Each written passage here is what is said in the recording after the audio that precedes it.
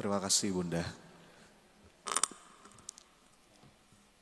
Allahumma aftah lana qulubana wa alhimna rushdana wahdina ila siratikal mustaqim. Ibu-ibu sekalian, saya buka dengan salam. Assalamualaikum warahmatullahi wabarakatuh.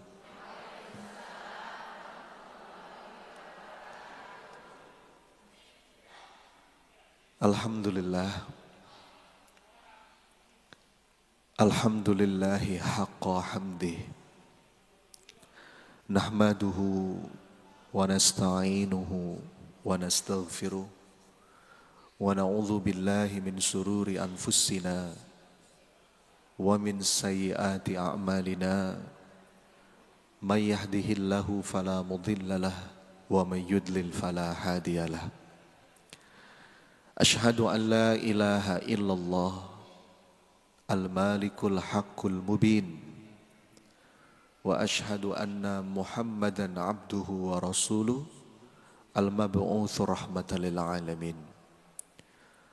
Allahumma salli wa sallim wa barik ala Muhammad wa ala alihi wa ashabihi ajmain. Subhanaka la ilma lana illa ma 'allamtana innaka antal alimul hakim. Rabbi shrah li sadri wa yassir li amri wahlul 'uqdatam min lisani yafqahu qawli. Alhamdulillah, apa kabar ibu-ibu? Sehat semuanya? Mudah-mudahan semakin hari semakin solehah,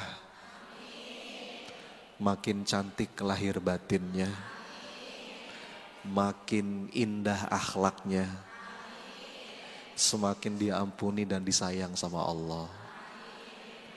Karena sebetulnya kecantikan lahir itu hanyalah pancaran dari cantik di dalam. Betul Bu? Ada istilah inner beauty. Apa itu inner beauty Bu? Cantik yang datang dari dalam. Mudah-mudahan tiap langkah ibu-ibu dari rumah berjalan melangkah ke majelis ilmu ini menjadi wasilah Allah hapus segala salah dan dosa dan Allah angkat derajat. Walau bagaimanapun saya sering sampaikan pertemuan offline di majelis ilmu seperti ini Bu, itu nggak bisa dikalahkan bobot berkahnya dengan pertemuan online. Sepakat gak? Beda Bu.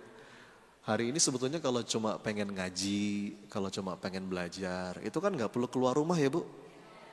Ibu bisa lewat apa? Mungkin lewat YouTube, ikut Zoom gitu ya.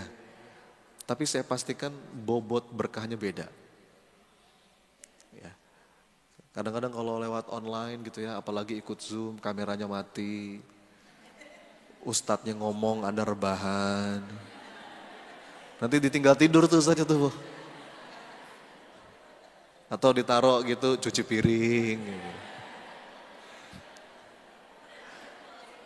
Gitu. Itu tahu aja ustadz katanya. Itu mungkin ilmunya dapat, tapi kita kehilangan barokahnya Bu. Karena ada adab-adab gitu ya. Itulah kalau belajar itu yang kita minta bukan cuma tambahan ilmu, tapi yang kita minta itu rezeki pemahaman. Gimana doanya Bu kalau mau belajar tuh? Rabbi zidni ilman warzuqni fahman. Ya Allah, ya Rabbi, tambahkan kepadaku ilmu dan rizkikan kepadaku pemahaman. Karena ada orang yang mungkin ilmunya nambah, tapi nggak dikasih rezeki pemahaman. Ya, di antara tanda kita dapat rezeki pemahaman itu apa Bu? Makin sering kita datang ke majelis ilmu, betul-betul ada perubahan nyata dalam diri kita. Ilmu itu berbuah menjadi amal. Ilmu itu berdampak pada perubahan diri Bu. Jadi bukan cuma sekedar duduk, dengerin, alhamdulillah kita syukuri itu. Syukuri itu, kita masih diberikan taufik, diberikan hidayah, digerakkan hatinya oleh Allah untuk melangkah ke majelis ilmu. Syukuri itu. Tapi jangan sampai kita terjebak pada ilusi ilmu, Bu. Apa namanya? Ilusi ilmu itu apa?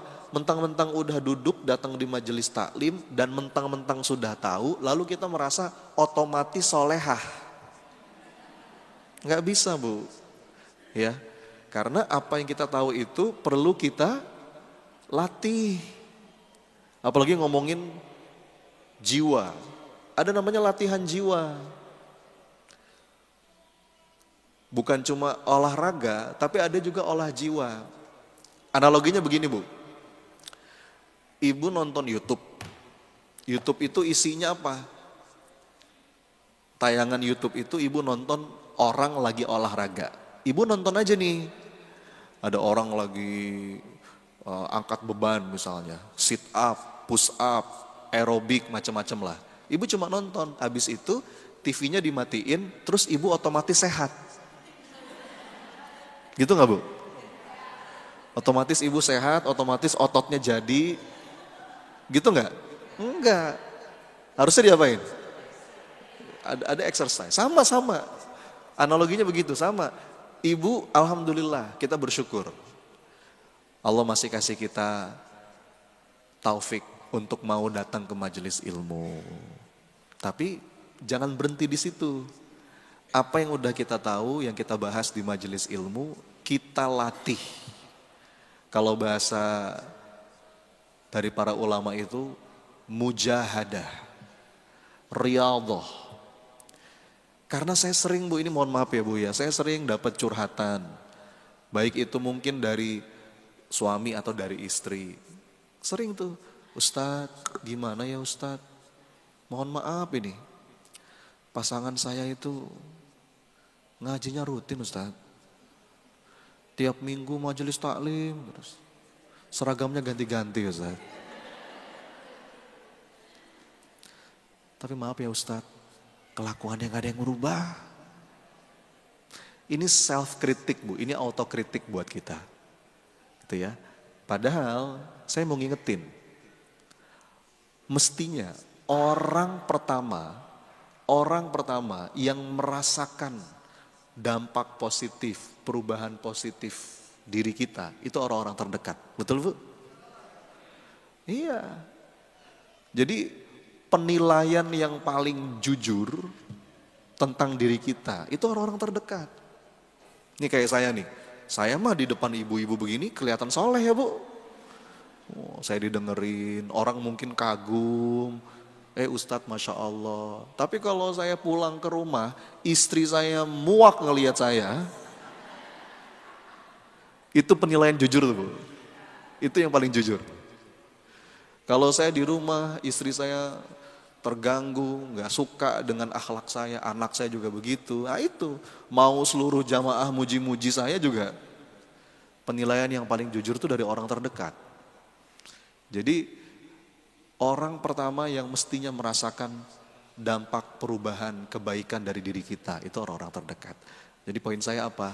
Mudah-mudahan makin banyak kita ngaji, itu betul-betul membuat kita semakin baik dari hari ke hari. Amin. Yuk, seperti biasa kita saling mendoakan dulu. Mana tangan kanannya angkat ke atas, usap-usap yang sebelah kanannya. Ikuti kata-kata saya, saudaraku. Mudah-mudahan pagi hari ini penuh berkah. Semakin hari semakin baik. Semakin lapang dadanya. Bahagia dunia akhirat. Amin ya Rabbal. Gantian tangan kiri yang sebelah kiri. Saudaraku. Amin ya Rabbal alamin. Makasih ya. Sudah didoakan. Mudah-mudahan doanya kembali pada yang mendoakan. Berikan senyuman paling manis buat kanan kirinya, silakan.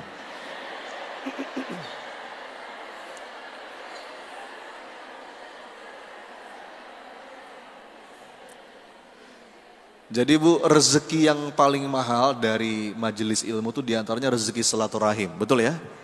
Ini jangan cuma duduk tapi sama kanan kiri nggak saling kenal. Kenalan Bu, Ya, nanti kenalan. Siapa tahu pulang dari sini besanan gitu kan, kita nggak tahu. Ya, jadi, oke. Apa tema kita hari ini, Bu? Inner voice. Waduh, judulnya keren nih, Bu. Apa judulnya? Inner voice itu apa sih, Bu? Suara-suara yang ada di dalam diri. Ini suara-suara yang muncul di pikiran kita, di benak kita. Mungkin berupa lintasan-lintasan pikiran atau bisikan-bisikan. Ini penting, Bu, untuk kita sadari dan untuk kita kelola, Pak. Untuk kita kendalikan. Kenapa? Sebetulnya mau sebising apapun di luar diri kita, selama kita punya keheningan di dalam, itu gak terlalu ngaruh tuh. Jadi kita itu bahagia atau menderita. Ibu-ibu dadanya lapang atau sempit. Ya. Tergantung bagaimana kita menyadari dan mengelola suara-suara di dalam diri. Ya. Dan ini arusnya deras sekali, Bunda. Suara-suara di dalam diri nih, Bu, suara-suara di pikiran, dalam benak Anda, di ruang batin Anda, itu arusnya deras sekali. Mari kita bandingkan. Bu, kalau suara yang keluar dari mulut, itu sebetulnya nggak seberapa. Coba saya mau nanya, siapa di sini yang paling cerewet? Ada? Siapa yang paling cerewet? Semua. Yang bilang semua cari temen itu ya. Siapa yang cerewet? Semua, Ustadz, cari temen itu ya. Bu, gini, secerewet-cerewetnya Anda, coba Anda hitung deh sesekali. Gini, Anda pakai stopwatch, Anda ngomong terus nggak berhenti. Anda nyerocos terus, 1 menit aja. 1 menit Anda hitung, ngomong terus, nyerocos terus, nggak pakai berhenti. Itu kira-kira berapa, Bu? Berapa kata maksimal yang bisa Anda ucapkan? 1 menit. Secerewet-cerewetnya Anda, itu 1 menit. Paling maksimal itu 140 kata. Coba aja hitung. Nggak lebih. Anda ngomong nih, Anda hitung katanya, itu paling 140 kata. Kalau suara yang keluar dari mulut. Tapi kalau suara yang ada di pikiran, Bu, yang ada di ruang batin, muter terus di kepala, ya, lintasan pikiran, bisikan-bisikan. Ada yang tahu nggak? Dalam 1 menit ada berapa? Ini saya nggak ngarang. Ini menurut beberapa pakar yang meneliti tentang hal ini, mereka mengatakan suara dalam pikiran itu 1 menit bisa 4.000 kata. Berapa? 4.000 kata. Anda coba lihat perbandingannya, Bu. Kalau suara dari mulut berapa? 140, tapi kalau suara di pikiran, Bu, 4.000. Itu tuh berisik sekali, Bu. Ya. Ini ibu-ibu mulutnya diem nih. Tapi di sini nggak diem, bener nggak? Ayo, tahu saya. Mungkin ada yang mikirin, tadi jemuran diangkat belum ya? Tadi kompor udah mati belum ya? Ustadz Sony makin gemuk ya. Ada aja. Bahkan kita tidur sekalipun, Bu, itu tuh dia muter terus, betul, Bu? Anda bayangin kalau 1 menit aja 4.000, berarti sehari itu bisa jutaan. Bahkan kita tidur sekalipun dia jalan, makanya kita mimpi, ya kan, Bu? Kadang-kadang mimpinya bersambung. Kita mimpi, bangun, tidur, bersambung lagi. Ada yang pernah gitu? Itu bukti. Jadi ini perlu kita sadari. Kenapa? Karena inner voice itu, suara-suara di dalam diri kita, sumbernya bisa 3. Yang pertama, suara yang datang memang dari diri sendiri. namanya Hawa. Apa namanya Bu? Makanya kalau orang Indonesia suka nyebut apa? Hawa, hawa nafsi.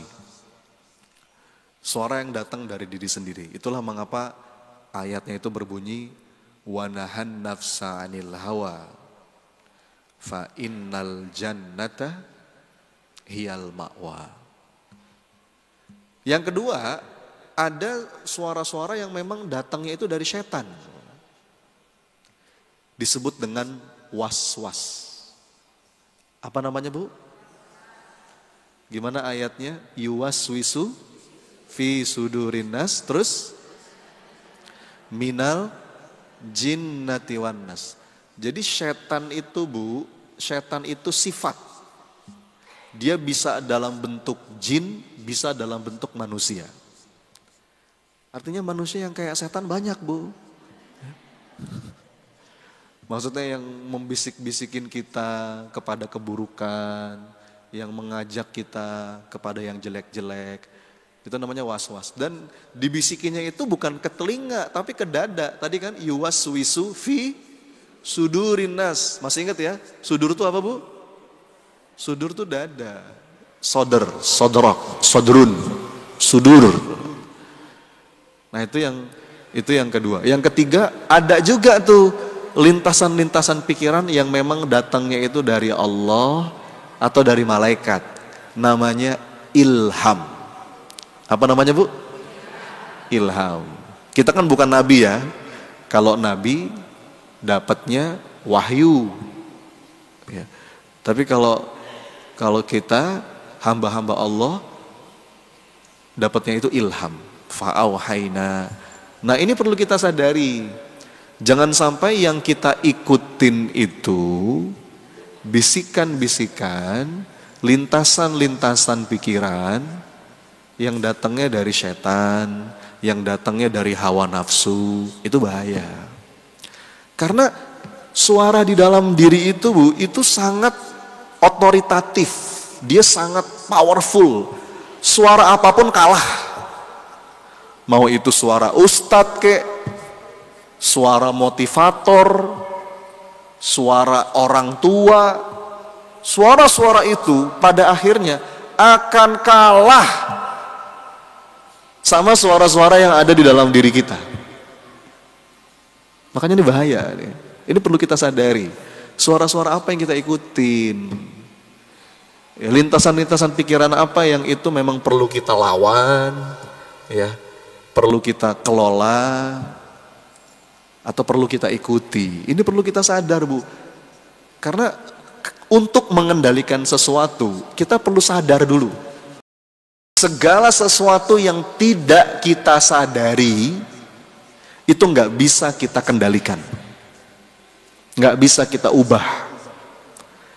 Makanya sering saya sampaikan, langkah pertama untuk mengubah apapun, itu sadar dulu. Sadar dulu. Kalau kita nggak sadari itu, nggak bisa kita berubah. Kalau orang minimal dia sudah menyadari, itu udah dikit lagi insya Allah. Minimal menyadari dulu. Kalau seseorang itu sudah masuk pada level kesadaran, itu udah 50% insya Allah menuju pemulihan, menuju perbaikan. Kalau misalkan ada orang yang curhat gitu ya, terus ngomong gini, Ustadz, saya tuh orangnya sombong Ustadz, saya tuh masih suka memandang orang lain dengan remeh, saya tuh suka ria Ustadz. Nah itu kalimat yang bagus, minimal dia mau mengakui dan dia menyadari. Yang repot itu kalau orang nggak sadar, nggak mau ngaku, ya. Jadi dosa saya apa? Dosa saya apa? Wah, itu kalau kalimatnya kayak gitu tuh Bu, masih jauh itu. Perjalanan masih jauh. Padahal dosa yang paling besar itu ya nggak merasa dosa, itulah. Ya. Jadi sadari dulu, minimal sadar nih Bu. Nanti kita akan bahas apa saja suara-suara batin yang perlu kita sadari dan ini perlu kita kendalikan. Nah, tadi ada berapa Bu dalam semenit? Dalam semenit ada berapa suara dalam diri? 4.000. Jadi pagi hari ini kita akan membahas 4.000 suara-suara. Banyak banget ya. 3 aja. Ya. 3 suara batin, Bunda. Ibu, Bapak juga ada ya sebelah kanan saya. Ternyata ada bapak-bapak juga. 3 suara batin, Bapak Ibu, yang ini perlu kita sadari, perlu kita waspadai, dan perlu kita kelola, perlu kita kendalikan. Ya Bu ya. Kalau Bapak Ibu pengen bahagia, pengen lapang jiwanya, pengen tenang, pengen damai pikirannya, pengen gak sih Bu? Rezeki yang paling mahal hari ini kan ketenangan ya Bu ya. Ketenangan. Saya disclaimer dulu ya, tenang itu jangan diartikan lamban, males, kelemar-kelemar, bukan. Tenang itu sebuah kondisi jiwa. Kita tetap produktif secara fisik. Ya, orang-orang beriman itu mesti produktif. Do your best, semangat, etos kerjanya bagus, karyanya berkualitas. Tapi dalam proses gerak langkah kehidupan itu, kita jalani dengan hati yang tenang. Betul Bu? Bukan dengan hati yang rungsing, kemerungsung. Ya. Nah, bagaimana kalau saya sebut istilah saya Bu? Istilah saya itu peaceful productivity. Waduh. Coba diulang Bu apa? Nah, apa artinya? Dilarang merokok. No smoking. Kita produktif tapi peacefully. Kita punya tekad bergerak menuju tekad itu tapi tawakal. Makanya kata Allah kan fa idza azamta fatawakkal 'alallah. Kita punya prinsip tapi bijak terhadap perbedaan. Nah, itu 2 paduan yang luar biasa loh Bu. Ada orang yang punya prinsip keras banget, akhirnya tapi dia nggak bisa lihat perbedaan. Beda sedikit ngamuk, ya. Beda sedikit nyalah-nyalahin. Ya, enggak, kita prinsip punya, tegas dalam prinsip, tapi kalau lihat perbedaan kita bisa bijak. Nah, itu perpaduan yang indah. Kalau istilah lainnya itu peaceful fighter. Coba diulang Bu. Kita fighter Bu. Tapi peacefully, ya. Jadi biasanya itu suka dijadikan dikotomi, padahal ini bisa kita padu padankan. Nah, bagaimana bisa memadu padankan itu dengan menguasai ruang batin? Bagaimana cara untuk bisa menguasai ruang batin? Langkah awalnya dengan menyadari suara-suara apa yang ada dalam diri kita, mana yang sering kita ikuti. Nah, ada 3, itu materi kita Bu. Materi kita hari ini, mari kita sadari. Ada 3 suara batin di dalam diri kita, yang ini perlu kita waspadai. Dorongan-dorongan di dalam diri, yang ini perlu kita kelola, perlu kita manage, ya. Nah, kalau kata AA itu kan manajemen kolbu, ya. Kalau saya menyebutnya inner game. Apa Bu? Inner game itu apa? Permainan yang ada di dalam diri. Sadar nggak bahwa dalam diri kita tuh ada dinamika, ada permainan, yang itu perlu kita menangkan. Ada peperangan Bu di dalam diri itu. Kalau kata para pakar, kalimatnya begini. The greatest war are fought out in the silent chamber of the heart. Nah, coba diulang Bu.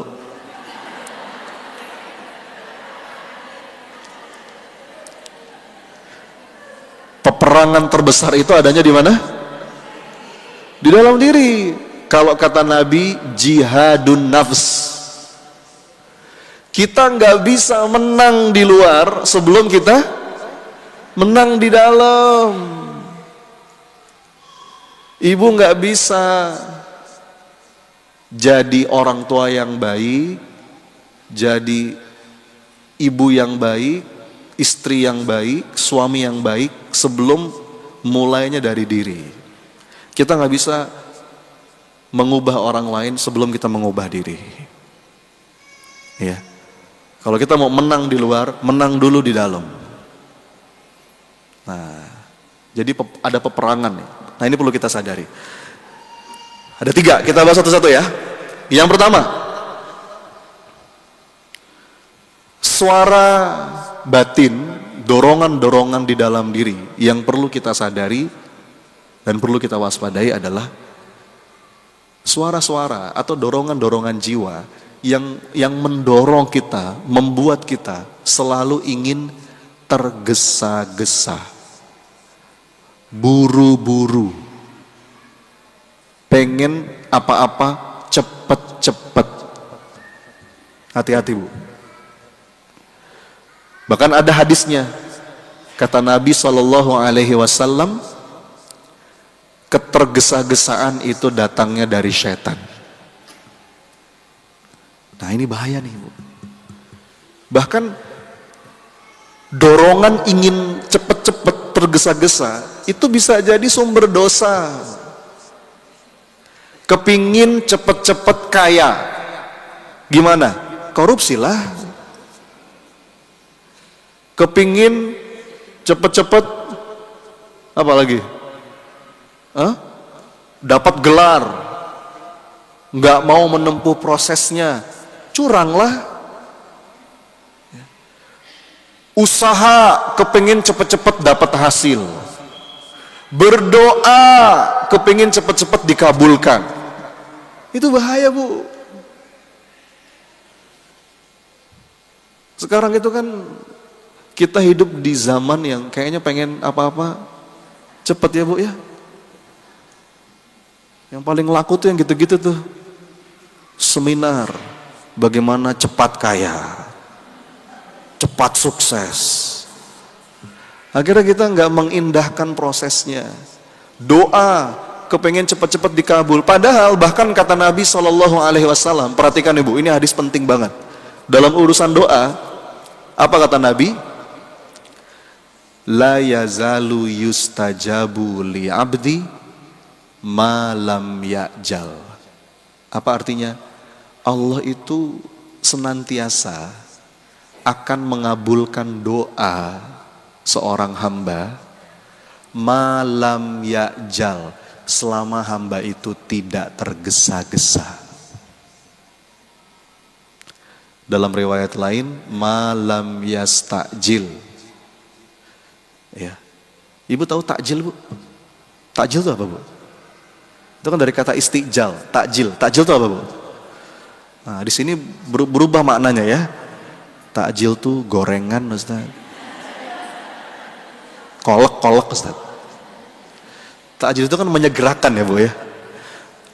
Memang ada beberapa hal yang perlu kita segerakan. Buka puasa, segerakan. Makanya disebut apa? Takjil. Apalagi menguburkan jenazah, segerakan. Ya, Bu ya. Bayar utang, segerakan. Apalagi menikahkan anak, kalau udah waktunya, jodohnya udah ada, segerakan. Jangan tunda-tunda. Ada beberapa hal dalam hidup yang perlu kita segerakan. Tapi untuk urusan doa, kata Nabi, justru sebaliknya. Karena kadang-kadang Allah itu menunda sesuatu. Hendak Allah sempurnakan. Segala sesuatu yang Allah tunda itu pasti hendak Allah sempurnakan. Ya. Orang tuh kalau ngikutin dorongan batin kepengen cepet-cepet, kepengen buru-buru, akhirnya suuzon sama Allah. Mana ya Allah, aku udah doa, mana? Nah itu tuh. Saya lengkapi hadisnya ya. Nabi bersabda, Allah itu senantiasa mengabulkan doa selama hamba itu tidak tergesa-gesa. Lalu sahabat bertanya, ya Rasulullah, ma'al istijal, seperti apa itu hamba yang tergesa-gesa? Rasul menjawab, hamba yang tergesa-gesa itu adalah mereka berdoa, Tapi setelah berdoa, mereka mengatakan, mana? Mana? Aku udah doa, mana? Itu kalimat kayak begitu tuh Bu. Doanya tertolak. Ada suudzon di situ. Padahal Bu, udah deket tuh. Kita kan doa lagi, doa lagi. Kata seorang ulama, doa itu seperti mengayuh sepeda. Doa makin dekat, makin dekat, makin dekat, dan udah deket tiba-tiba kita suudzon. Mana Allah nggak kabulkan doaku, itu cancel tuh Bu. Anna inda dzanni abdi bi, aku sebagaimana prasangka hambaku. Padahal Bu, ada sebuah kalimat yang indah banget dari Syekh Ibnu Athaillah Sakandari dalam kitab Al-Hikam. Beliau bilang begini, la yakun ta'akhuru amadil ata ma'al ilhahi fid du'a mujiban liyasik. Janganlah engkau berputus asa ya, ketika engkau merasa udah berdoa tapi kok seakan-akan belum nampak wujud pengabulannya. Fahuwa dhaminalakal ijabah, karena Allah itu menjamin pengabulan doa. Fima yakhtaru khulak la fima takhtaru li nafsik. Dalam bentuk yang dia pilih untukmu, bukan dalam bentuk yang engkau pilih. Wa fil waqtil ladzi yurid la fil waqtil ladzi turid. Pada waktu yang dia kehendaki untukmu, bukan pada waktu yang kau kehendaki. Jadi Bu, lepas aja. Allah tuh zat yang paling tahu apa yang terbaik untuk kita, apa yang kita butuhkan. Betul Bu? Gak usah terburu-buru. Ya, kata seorang filosof, belajarlah dari alam semesta. Perhatikan Bu, alam semesta ini gak pernah terburu-buru, ya kan? Semua berjalan pada garis edarnya, betul Bu? Matahari terbit, matahari terbenam, buru-buru gak? Tapi sampai. Ya. Sekali lagi saya tegaskan ya, enggak buru-buru di sini bukan berarti kita lamban. Enggak. Perintahnya itu bergegas. Bergegas dengan tergesa-gesa itu beda Bu. Bergegas itu kita melakukan kesigapan tapi dengan batin yang tenang, dengan baik sangka kepada Allah. Pokoknya begini Bu, ini silahkan, boleh direkam, jadiin story. Ibu pengen tenang? Jawab, pengen? Pengen dadanya lapang? Orang-orang beriman tuh kenapa sih kok hatinya tenang, dadanya lapang, pikirannya itu penuh dengan kedamaian? Karena mereka yakin tidaklah Allah menetapkan sesuatu kecuali itu yang terbaik. Tidaklah Allah menunda sesuatu kecuali jadi semakin baik. Dan tidaklah Allah mengganti sesuatu kecuali itu lebih baik. Perlu diulang? Anda lihat tuh. Apa rahasia orang-orang yang tenang jiwanya, lapang dadanya, dia nggak pernah tergesa-gesa, nggak terburu-buru, dia menikmati segala prosesnya.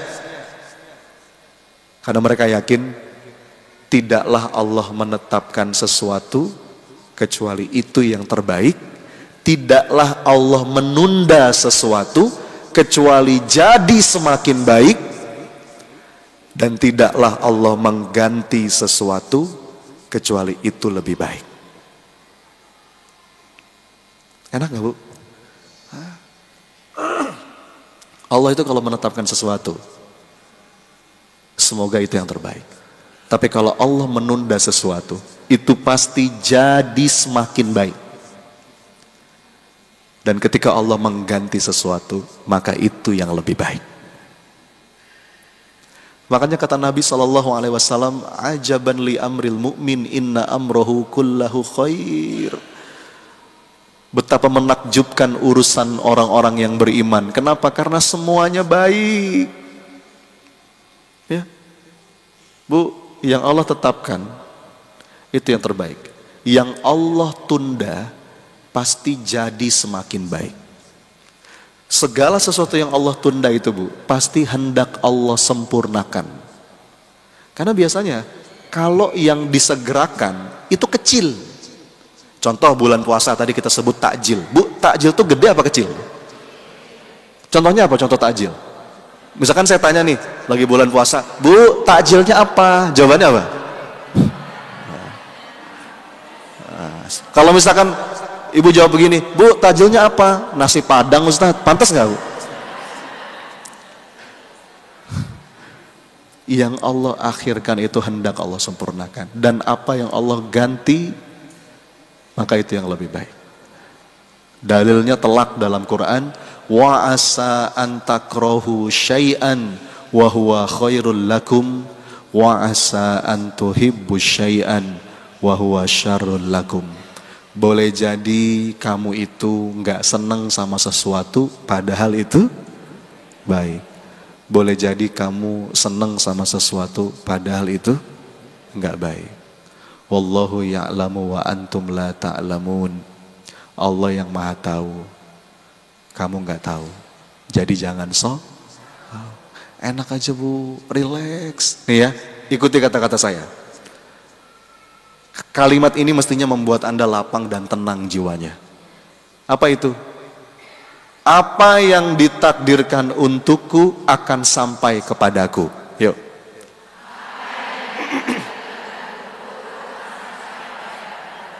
Sekali lagi, apa yang ditakdirkan untukku akan sampai kepadaku. Ayo.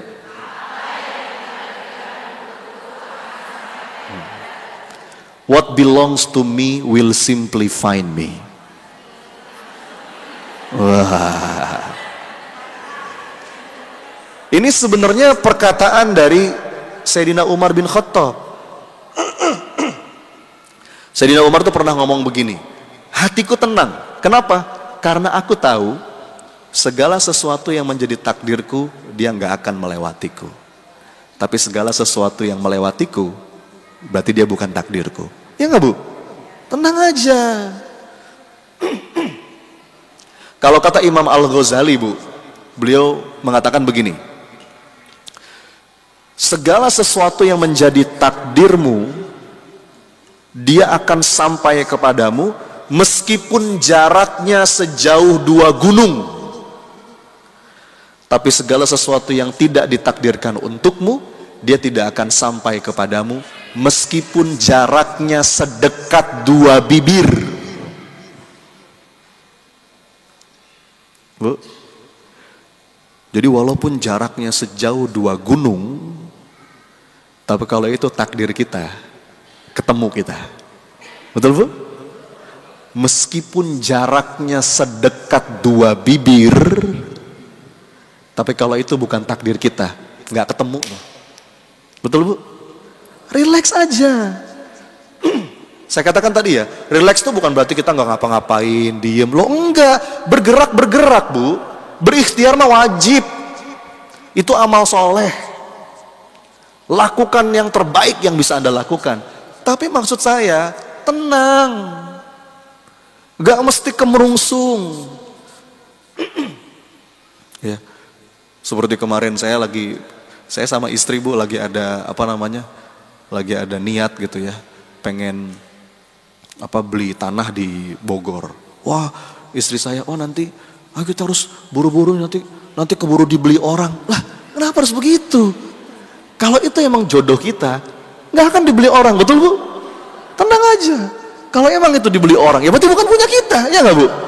Tenang aja, apa sih buru-buru? Orang tuh pengen buru-buru punya sesuatu, akhirnya apa? Ngutang. Itu nih makanya saya katakan ya, dorongan kepengen terburu-buru ini bahaya Bunda.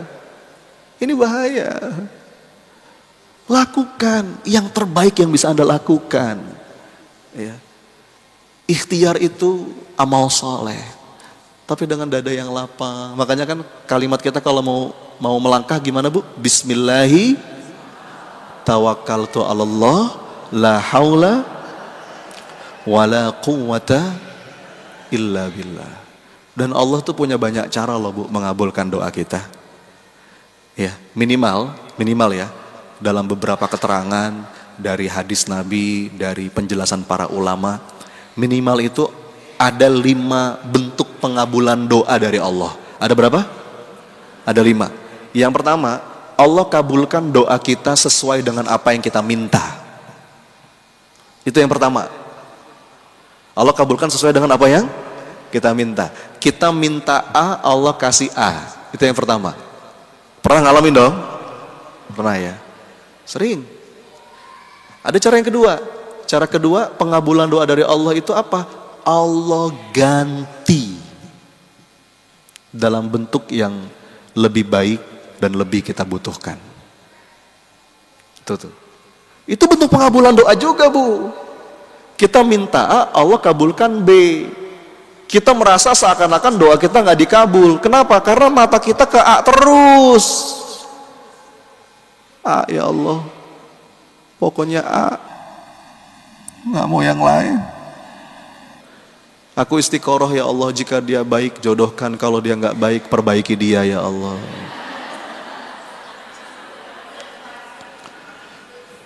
Itu kena virus harusitis, masih ingat Bu? Virus apa namanya? Bu, serius, saya tuh gimana ya, 15 tahun jadi trainer. Saya sering ketemu dengan orang yang mentalnya itu hancur, drop luar biasa karena penyakit harusitis. Serius Bu, ini saya nggak bercanda. Ada seorang anak Bu, mungkin dia udah dapet semacam apa namanya, arahan dari orang tuanya. Kamu pokoknya kuliah harus di luar negeri, kuliah harus di luar negeri. Dari kecil di doktrin seperti itu gitu ya. Udah dipersiapkan segala sesuatu. Qadarullah, mungkin orang tuanya bisnisnya hancur, jadi nggak ada biaya. Dia udah coba ikut beasiswa macam-macam juga nggak berhasil. Singkat cerita, gagal lah Bu anak ini kuliah di luar negeri. Ada tahu Bu? Stres anak itu. Hanya karena gara-gara gagal itu. Padahal kita kan nggak ngerti. Justru siapa tahu dengan dia gagal mungkin, terus di akhirnya hanya bisa kuliah di Indonesia. Allah punya rencana di situ, betul Bu? Apa kita harus segala sesuatu tuh nggak mesti. Kita punya rencana bagus dan itu sudah semestinya, itu bagian dari ikhtiar. Punya azam, punya tekad itu wajib. Seorang mukmin itu harus punya azam dalam hidupnya. Ini yang saya inginkan. Itu bagus. Fa idza azamta, tapi fatawakkal 'ala Allah. Kadang-kadang kita kepengen A, Allah ganti B. Cara kedua tuh. Tadi cara pertama apa? Cara pertama dikabulkan sesuai dengan apa yang kita minta. Cara kedua diganti dengan yang lebih baik dan lebih kita butuhkan menurut ilmunya Allah. Kadang-kadang kita merasa ini yang terbaik untukku, tapi Allah yang lebih tahu yang terbaik untuk kamu tuh yang ini. Dan jawaban itu seringkali baru muncul seiring waktu berjalan. Nggak langsung ketemu jawabannya. Nah, banyak orang itu dadanya sempit karena pengen buru-buru dapat jawaban. Kenapa ini menimpaku? Kenapa hidupku seperti ini? Salahku apa? Jawaban itu mungkin nggak langsung ketemu Bu. Tapi nanti. Seiring waktu berjalan, kejadian yang dulu kita sedihkan, sekarang, oh ternyata ini maksudmu ya Allah. Pernah gitu Bu?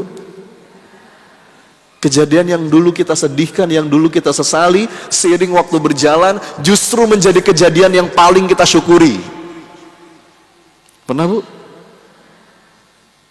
Jadi, jaga baik sangka itu. Itu cara kedua tuh. Allah ganti. Cara ketiga, Allah tunda sampai waktu yang paling tepat. Ya. Sampai waktu yang paling tepat. Kadang-kadang kita berdoa pakai deadline pula. Ya. Ya Allah, pengen ini, kabulkan ya Rob, kalau bisa minggu depan.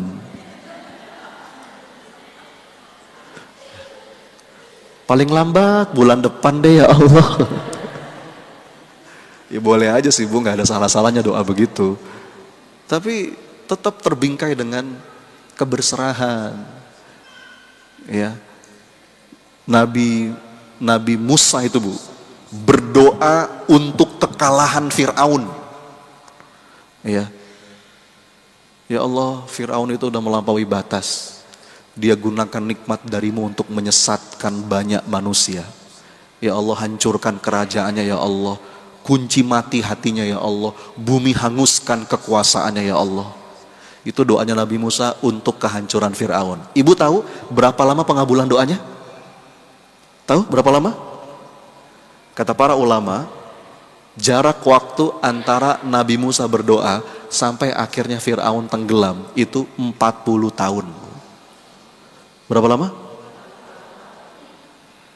40 tahun. Bu, ini Nabi Musa yang berdoa. Ulul azmi minar rusul. Itu pun doa bukan untuk dirinya tapi untuk umatnya, untuk kaumnya. Kira-kira kalau model kayak kita, pantasnya berapa lama? Tapi maksud saya nggak begitu. Saya cuma mau bilang, tenang. Ya. Kadang-kadang Allah tunda sampai waktu yang paling tepat. Kita pengennya buru-buru. Ini sekarang ya Allah waktu yang paling tepat. Weh, kata siapa? Sok tahu. Ya. Yang keempat, terkadang bentuk pengabulan doa dari Allah itu dihindarkan dari musibah. Dijauhkan dari bala. Ibu, ini saya pakai analogi ya. Misal, ini naudzubillah. Tapi ini bisa jadi harusnya tadi saya kecelakaan. Mungkin gak Bu? Bisa jadi. Tapi karena ada doa saya. Doanya mungkin yang lain. Doanya yang lain. Tapi Allah konversi. Doa itu menjadi keselamatan. Mestinya kita kemarin kena penyakit. Tapi Allah tolak bala itu, penyakit itu lantaran doa kita. Mungkin kita doanya yang lain. Seakan-akan yang kita minta itu nggak dikabulin sama Allah. Padahal Allah mengabulkan dalam bentuk apa? Dijagain kita dari bala wal musibah. Jadi kalau ada orang yang ngomong, Ustaz, doa saya nggak dikabulkan sama Allah, bohong. Ya. Open your eyes, open your heart. Ada yang kelima, tapi kalau yang kelima ini khusus untuk para kekasih Allah, khusus untuk para orang-orang yang Allah muliakan, para kekasihnya. Apa yang kelima? Allah simpan di akhirat. Karena dunia itu terlalu murah, terlalu kecil. Biasanya untuk para kekasih Allah nih Bu, untuk para nabi, untuk para salafus soleh, untuk para aulia. Jadi Bu tenang aja. Gimana tadi? Apa yang ditakdirkan untukku akan sampai kepadaku. Yuk.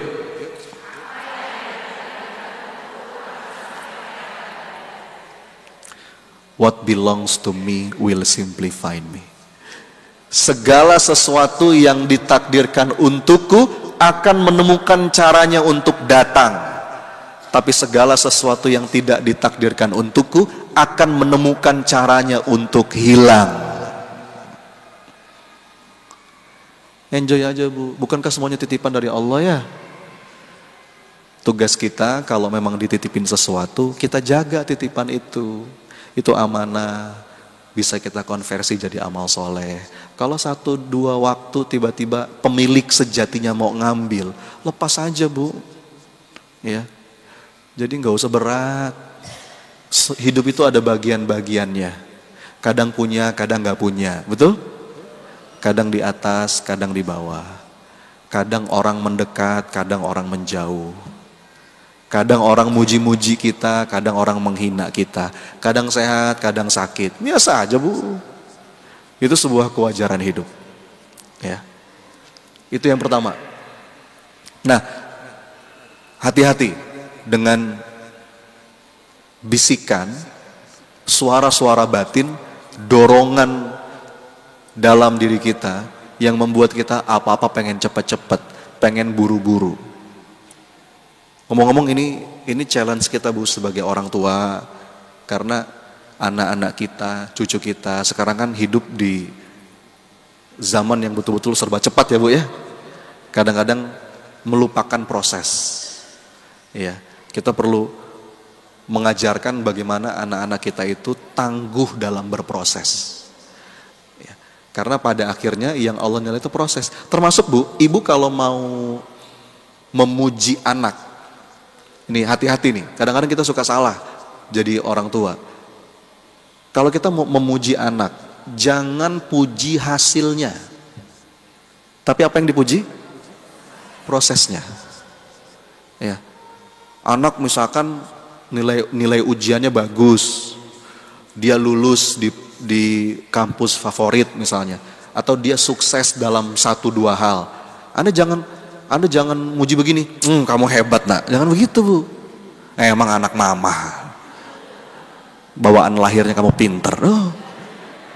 Itu bikin orang jadi punya fixed mindset. Yang Anda puji itu prosesnya. Nah, selamat, kamu sudah berjuang. Karena kamu belajar, karena kamu berusaha dengan sungguh-sungguh. Nah, itu yang dipuji itu prosesnya. Karena kita tuh kadang-kadang suka menilai orang dari hasil, betul Bu ya? Manusia itu memang menilai orang dari hasil. Tapi kalau Allah menilai dari proses, perkara hasil, Allah yang paling tahu apa yang terbaik untuk hambanya. Jadi gak usah terburu-buru, gak usah tergesa-gesa. Jalani, enjoy the process. Beramal dengan amal-amal yang Allah cintai. Dengan hati yang bulat, bertawakal dan berbaik sangka. 2. Nah, yang kedua, kita mau bahas berapa hari ini? Tadi yang pertama apa? Suara-suara batin, dorongan-dorongan dalam diri yang membuat kita kayaknya pengen tergesa-gesa, pengen terburu-buru. Nggak. Ya, hati-hati itu. Nikmati prosesnya. Yakin yang terbaik akan sampai kepada kita, walaupun mungkin butuh waktu. Ya. Yang kedua, suara-suara batin, dorongan-dorongan di dalam diri yang membuat kita tuh mengeluh, berkeluh kesah, suka melihat segala sesuatu itu dari sisi kurangnya. Ya. Bentar, saya mohon izin ya Bu, saya punya kuis nih. Tapi saya minum dulu ya. Bismillah.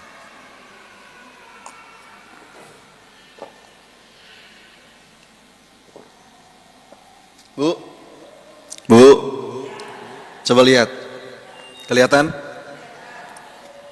Tolong jawab. Gelas yang saya pegang ini setengah isi atau setengah kosong? Jawab. Gelas yang saya pegang ini setengah isi apa setengah kosong? Jawab yang benar. Bentar, sebentar. Kalau saya bilang ini setengah isi, saya benar nggak? Benar emang setengah isinya. Tapi kalau saya bilang ini setengah kosong, saya benar nggak? Loh kok benar dua-duanya? Bedanya di mana? Hati-hati Bu. Kemana fokus perhatian Anda itu menentukan nasib Anda. Bu, ada sebuah penelitian, ini bagus banget.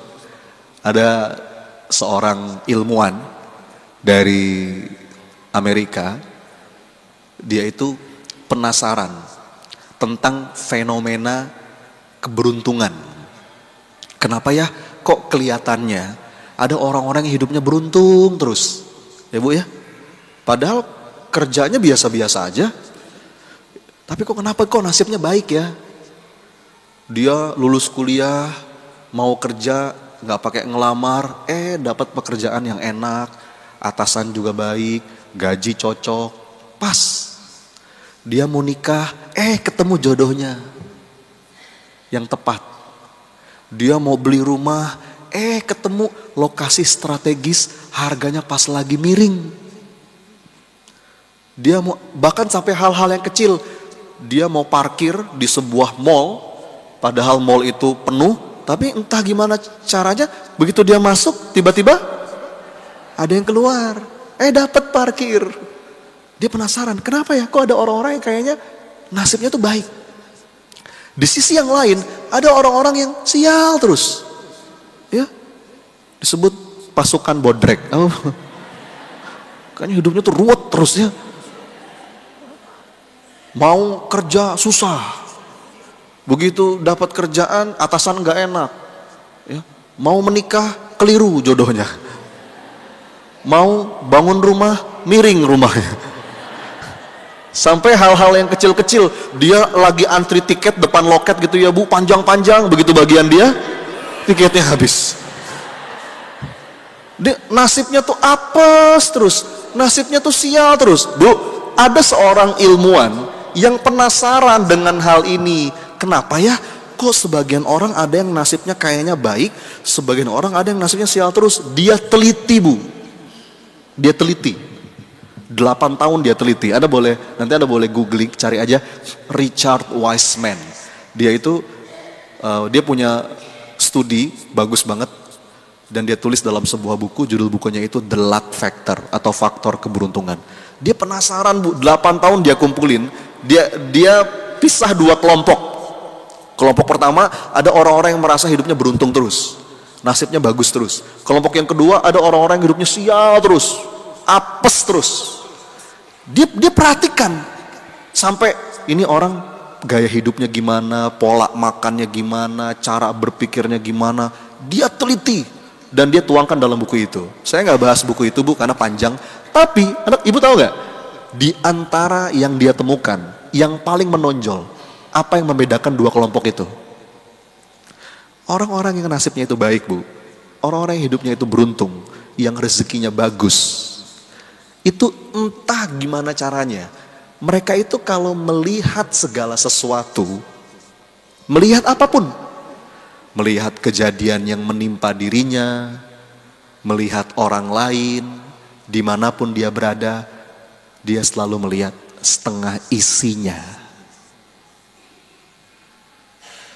Tapi orang-orang sial, orang-orang yang apes, yang rezekinya itu ruwet, menurut kajiannya beliau, kelompok mereka itu melihat segala sesuatu, menilai orang, mengomentari apapun, itu selalu setengah kosong.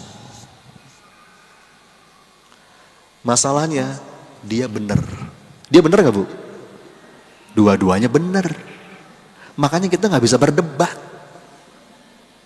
Itulah kenapa, maaf ya Bu ya, kenapa orang negatif, orang sinis, orang skeptis, orang pesimis itu sulit disembuhkan.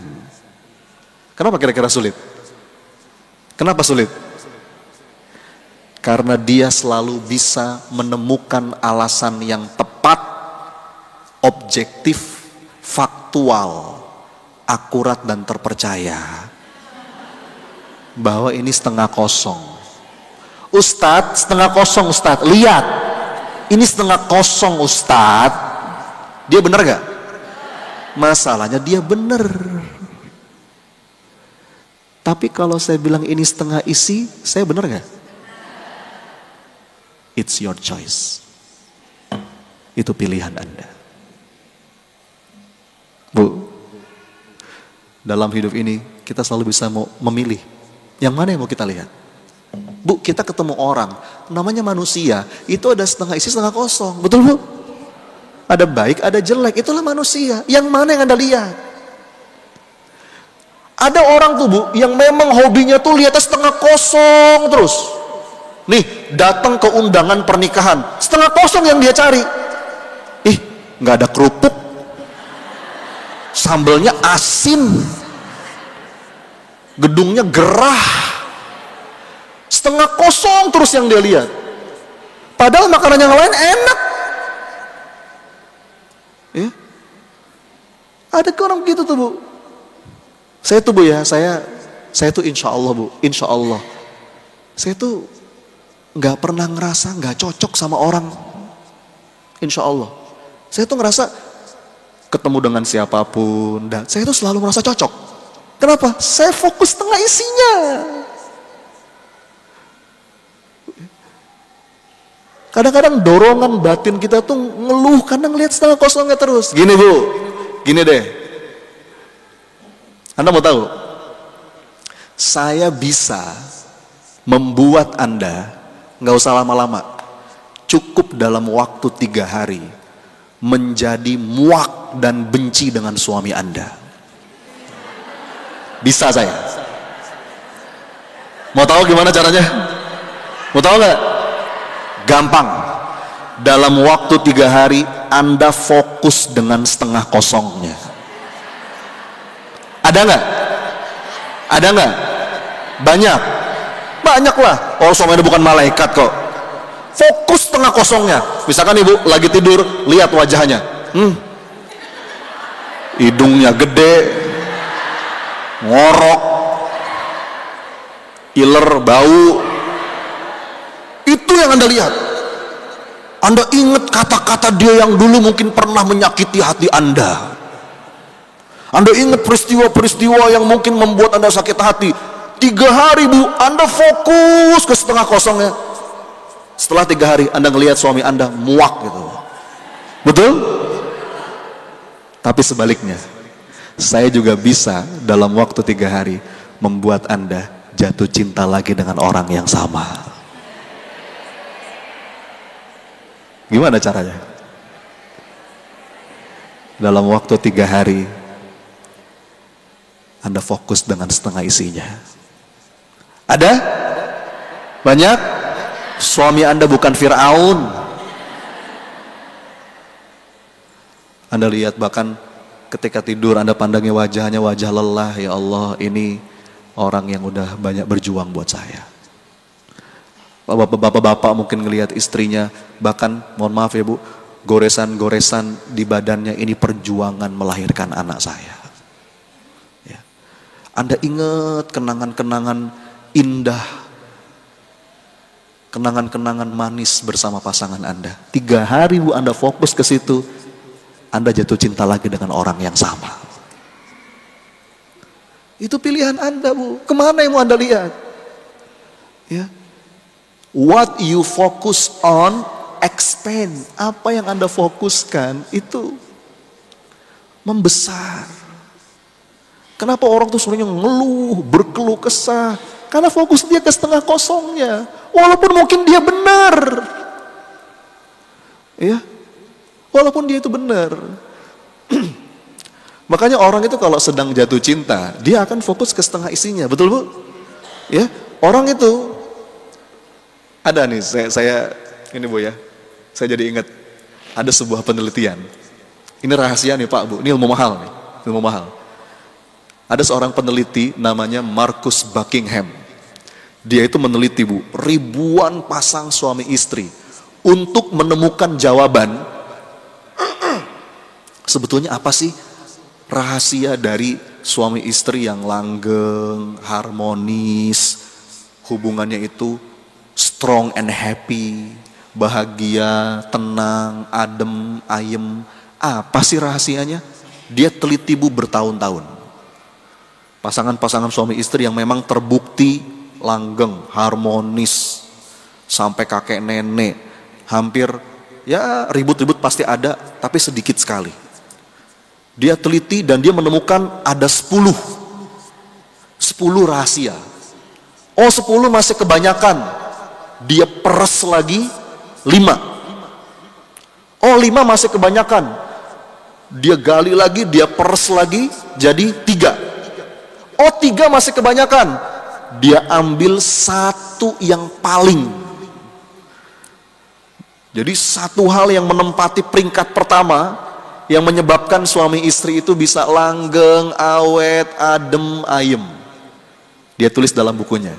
Sekarang saya mau nanya, tebak. Kira-kira apa 1 hal itu? Ayo, apa? Hah? Apa? Apa? Memahami bukan? Bukan. Ikhlas bukan? Apa Bu? Komunikasi bukan? Hah?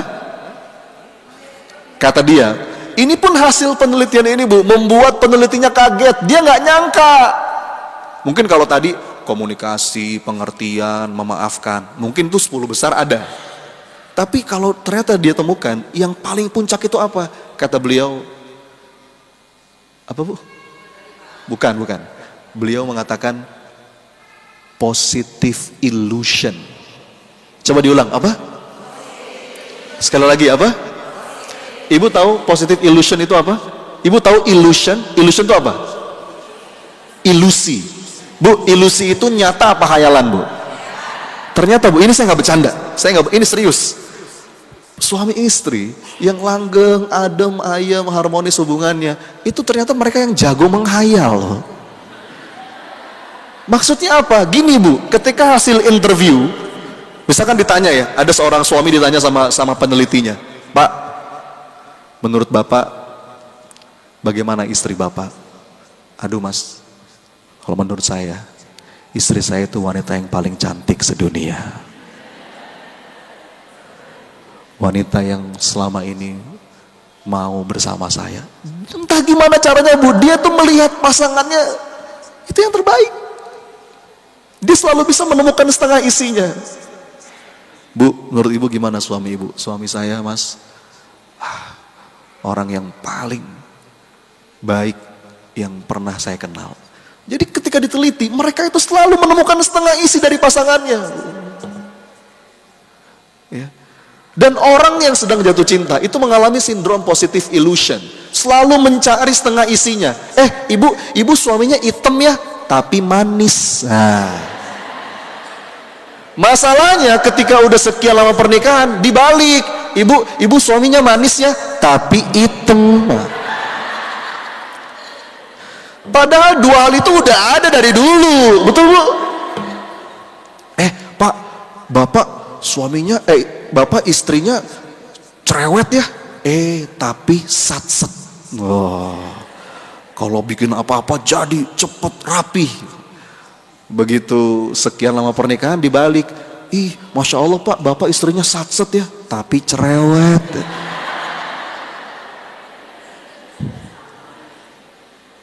Mana yang Anda lihat? Dalam hidup pun begitu. Ibu datang ke pengajian, dengerin ustadz, mungkin memberikan materi. Kalau ibu mau lihat setengah kosongnya, ada nggak Bu? Ada, ya. Makanya saya tuh kalau ada orang, saya mah nggak cocok sama ustadz itu, saya mah nggak cocok. Karena yang Anda lihat setengah kosongnya. Padahal kalau Anda mau disiplinkan diri, melihat setengah isinya, ketemu tuh Bu. Makanya saya tuh insya Allah Bu, saya tuh sama siapapun, insya Allah saya bisa belajar. Saya ketemu dengan siapapun, saya bisa belajar. Kenapa? Karena mindset saya kalau ketemu orang, saya lihat setengah isinya. Ya. Termasuk dalam hidup, ada dorongan-dorongan suara dalam diri kita tuh yang ngelihatnya tuh yang jelek-jeleknya. Ya. Kita tuh butuh keterampilan seperti fotografer Bu. Fotografer itu kan hebat ya. Fotografer itu Bu, kalau mau moto, dia nyari yang mana Bu? Nyari angle yang paling bagus, betul ya? Walaupun mungkin dalam satu gambar itu ada yang nggak bagus, tapi seorang fotografer itu akan mencari angle yang paling bagus. Nah, keterampilan itu butuh kita miliki dalam ruang dalam diri. Ya. Dan itu akan menentukan suasana batin. Akhirnya kita jadi banyak syukur. Karena kalaupun kita lagi ngerasa sulit, beriringan dengan itu, Allah barengi dengan kemudahan. Itu udah kaidah hidup. Nggak ada sulit, nggak ada. Sulit itu selalu bareng dengan mudah. Bahkan mudahnya lebih banyak.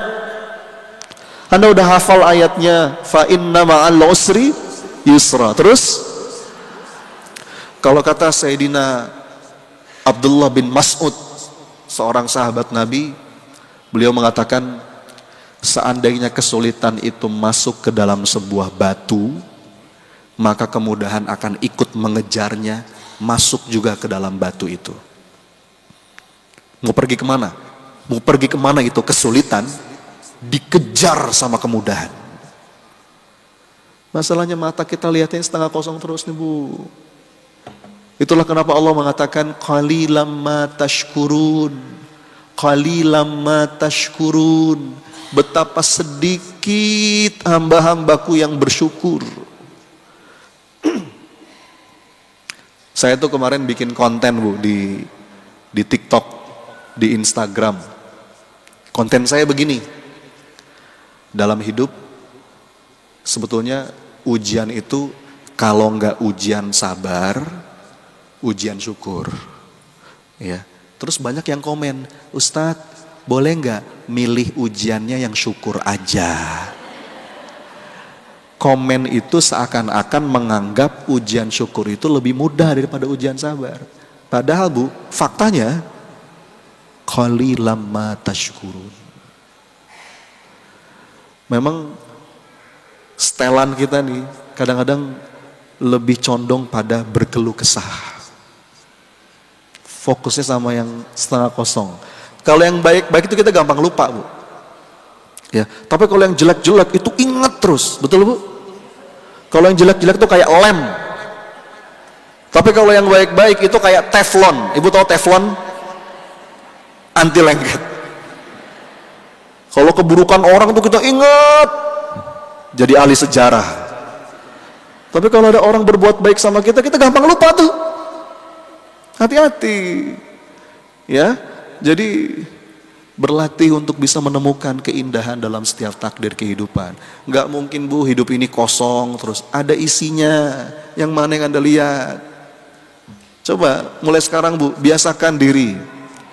Ya, apalagi buka sosial media, udahlah diatur waktunya. Jangan suka sedikit-sedikit komentar, apa-apa yang mungkin belum Anda pahami. Apalagi ngomentarin gosip kehidupan orang, kehidupan artis, kenal juga enggak. Ya. Apa urusannya?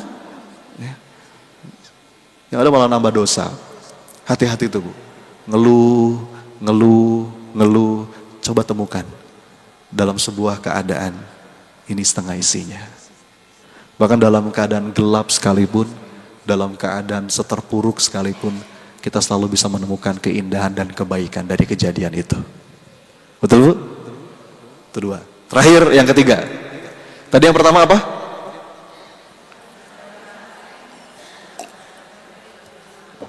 Inner voice. Suara batin. Suara di dalam diri. Yang itu membuat kita apa-apa kepengen buru-buru. Kepengen cepat-cepat. Akhirnya kita kadang-kadang mengambil jalan yang haram. Ya. Kita malah terjebak dalam dosa, na'udzubillah. Berproseslah, bergeraklah dengan sepenuh raga, tapi berserahlah dengan sepenuh jiwa. Berdoa sepenuh rasa, bergerak sepenuh raga, berserah sepenuh jiwa. Wah. Bagus tuh buat status WhatsApp.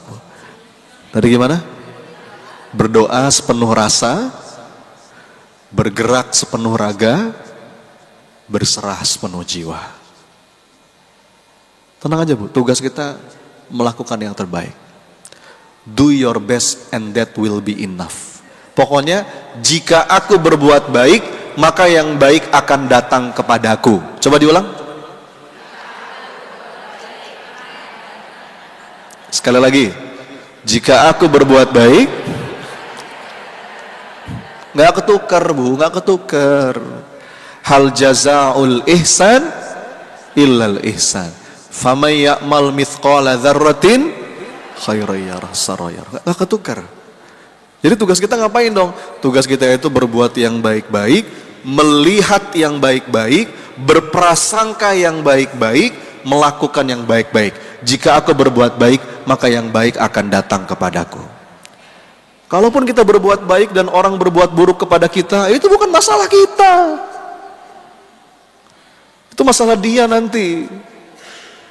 Tugas kita itu ngelakuin yang baik-baik, melihat yang baik-baik, berprasangka yang baik-baik, melakukan yang baik-baik. Jika aku berbuat baik, yang baik akan datang kepadaku. Ya.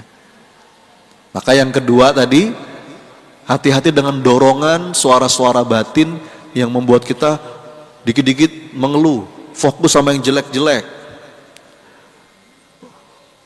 Bahkan Quran itu mengatakan memang begitulah manusia, hobinya itu berkeluh kesah. Ya.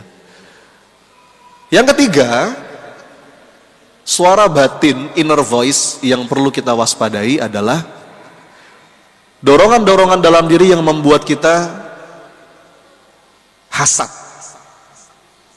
ya, envy, iri, dengki, bahkan sampai membenci orang. Oh, itu menyempitkan dada, Bu. Hati-hati. Ibu tahu hasad? Hasad itu apa? Hasad itu apa? Hasad itu begini. Ada orang dapat rezeki, ada orang dapat kemudahan, ada orang dapat kesuksesan, keberhasilan, terus kita nggak seneng. Oke? Itu hasad. Atau sebaliknya, ada orang lagi susah, ada orang lagi lagi berat, terus kita agak seneng-seneng dikit gitu ya, Bu ya.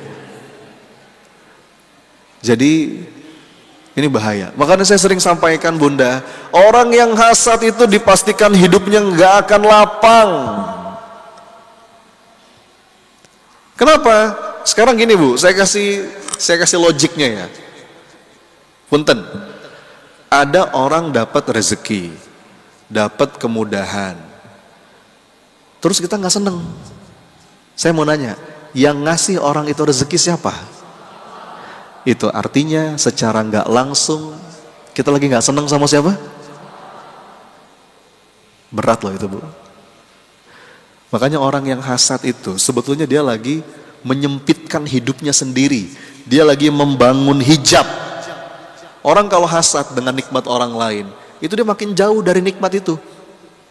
Padahal kalau kita bisa ikut bahagia dengan kebahagiaan orang, ikut senang dengan apa yang sedang disenangi, ya, kesenangan orang lain, kita sedang mengakses energi yang sama, frekuensi yang sama, sehingga akhirnya kita semakin dekat dengan rezeki itu, bahkan melampauinya. Contoh ya, Bu, ini saya kasih contoh.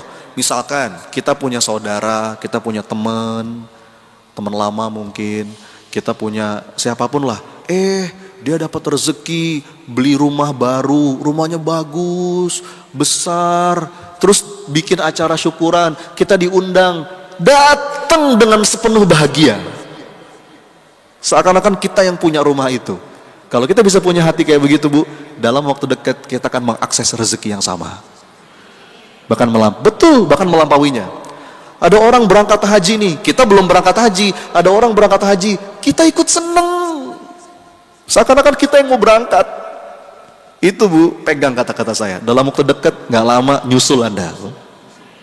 Tapi kalau ada orang dapat rezeki, kitanya nggak seneng, makin jauh. Kalau kata Sayyidina Ali bahkan begini, orang yang hasad itu seperti minum racun, tapi berharap orang lain yang mati. Nggak bisa. Ya ada malah dia yang mati. Dia yang mati. Nah, terus terapinya gimana nih Ustadz? Terapinya, Bu, supaya kita nggak terjebak dengan suara batin ini, banyak-banyak mendoakan orang lain. Ya, Bu, nggak usah khawatir.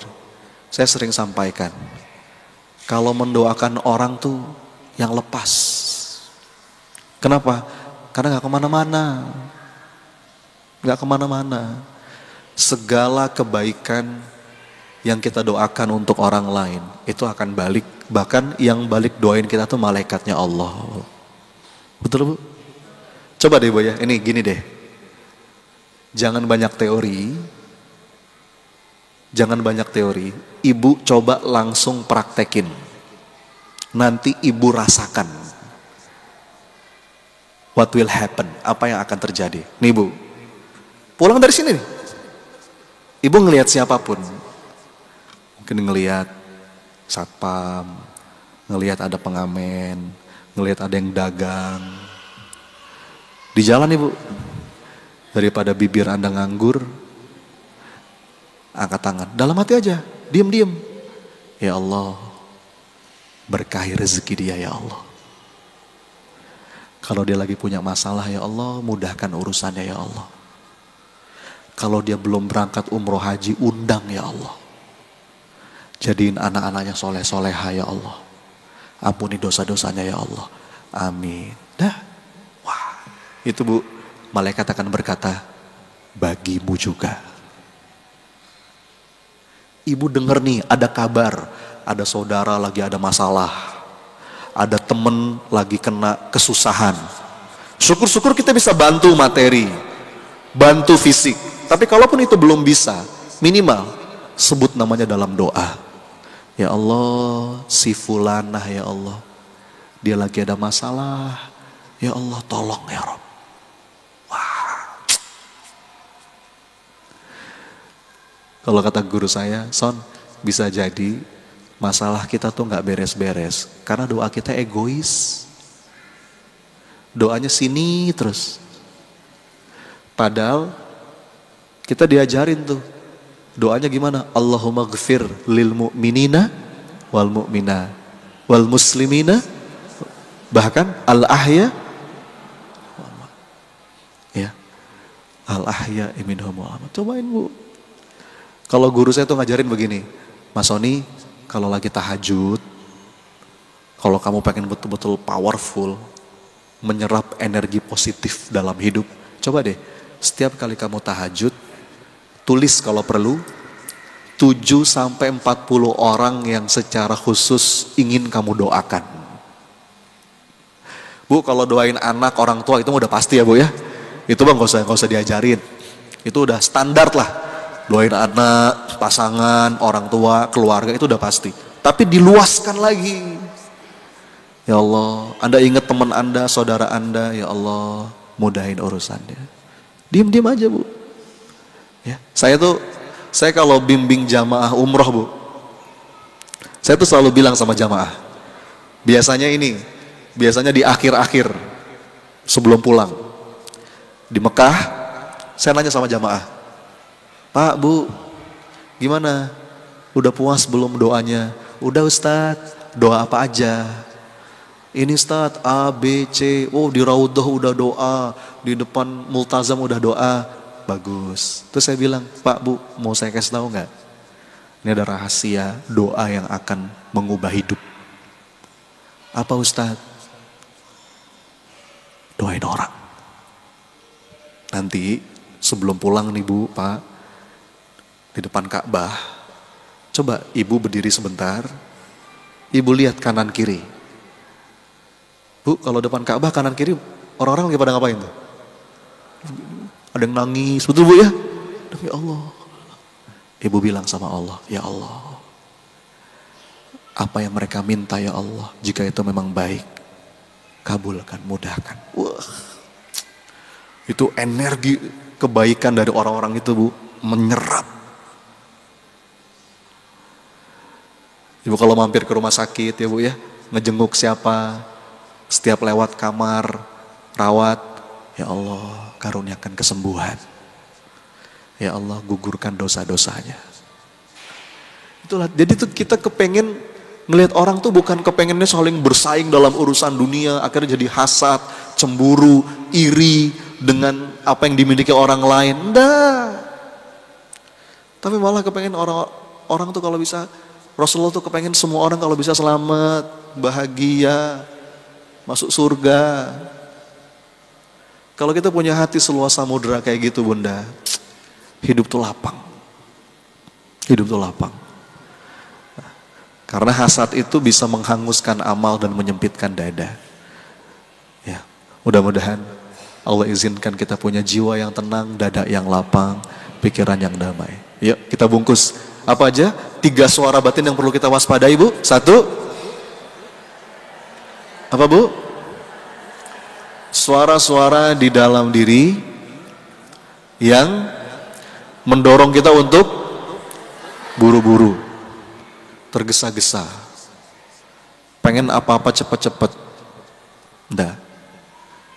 jalanin, nikmati prosesnya dengan berbaik sangka kepada Allah. Pokoknya Allah menetapkan sesuatu, semoga itu yang terbaik. Ketika Allah menunda sesuatu, maka itu akan jadi semakin baik. Dan ketika Allah mengganti sesuatu, maka itulah yang lebih baik. Ya.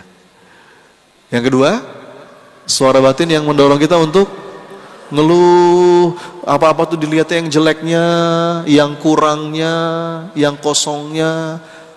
Lihat apa-apa kurang, lihat ini kurang, lihat itu kurang. Lihat pasangan kurang, lihat anak kurang. Lihat yang sudah kita miliki kurang semua. Karena ada fokus pada setengah kosongnya. Padahal saat kita mampu melihat setengah isinya, kaidah hidupnya itu Allah akan tambah nikmat. La azidannakum. Ya. Makanya kita kenapa disebut kufur? Karena kufur itu kan cover. Seakan-akan kita nggak ngelihat setengah isinya, kita hanya ngelihat setengah kosongnya. Ya Bu ya. Qalilam ma tashkurun. Betapa sedikit hamba-hambaku yang bersyukur. Dan yang ketiga, apa yang perlu kita waspadai? Dorongan-dorongan batin, suara hati yang membuat kita hasad, iri, dengki. Itu bahaya Bu. Itu menyempitkan dada dan menghanguskan amal. Karena orang hasad itu Bu, pada level kronis, itu sampai ingin menghilangkan nikmat orang. Betul Bu? Makanya sampai kita diminta berlindung kepada Allah. Hasidin idza hasad. Ya kan Bu? Kita minta tuh berlindung kepada Allah, dijauhkan dari orang-orang yang hasad. Di Quran surat Al-Falaq gitu kan?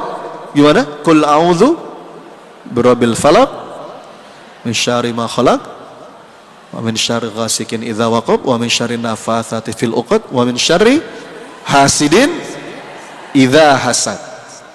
Berlindung kepadamu ya Allah dari orang-orang yang hasad dan dia menyatakan, mengekspresikan kehasatannya itu ingin mengambil nikmat orang. Itu penyakit hati yang bahaya Bu.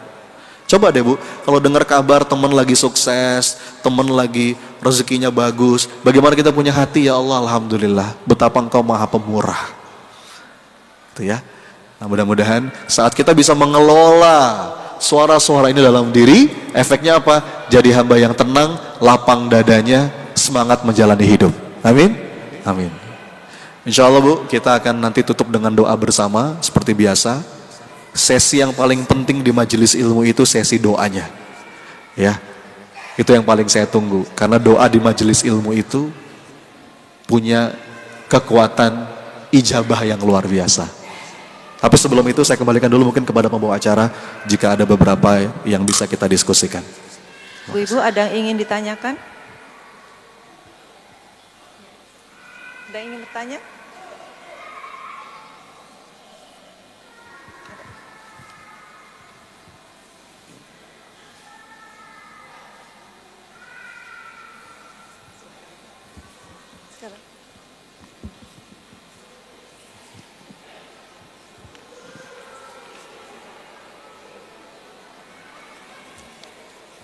Ya Bu. Assalamualaikum warahmatullahi wabarakatuh.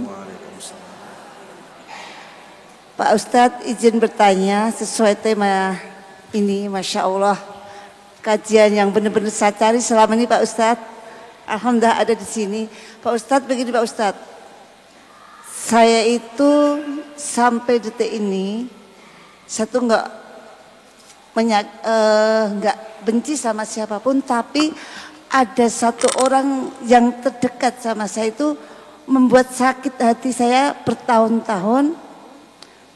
Tapi saya mendoakan Pak Ustadz, setiap mau tidur saya doakan, ya Allah ampunilah dosa yang mendolimi saya, muliakanlah orang yang mendolimi saya, permudahlah urusannya yang mendolimi saya. Cuman satu orang ini Pak Ustadz yang saya benci sampai sekarang ini. Itu bagaimana Pak Ustadz? Apakah hati saya itu masih kotor? Atau bagaimana Pak Ustadz? Itu yang pertama. Yang kedua, apakah saya ini terlalu sombong atau bagaimana? Setiap pikiran saya itu Pak Ustadz, 90% itu kenyataan Pak Ustadz. Contohnya Pak Ustadz ini, ya Allah, mudah-mudahan ada saya ngaji di Darussalam, mengkaji warisan. Waktu itu Pak Ustadz juga di sini. Pas kebetulan saya nggak tahu temanya, ada warisan. Terus kebetulan beberapa deh, contoh kenyataan aja. Sekarang ini, saya pengen kajian yang seperti ini, yang sesuai dengan masalah saya. Alhamdulillah ada di sini. Terima kasih Pak Ustadz. Wassalamualaikum warahmatullahi wabarakatuh. Waalaikumsalam warahmatullahi wabarakatuh. Terima kasih Bu. Rabbi syrah li sadri wa yassir li amri wahlul 'uqdatam min lisani yafqahu qawli.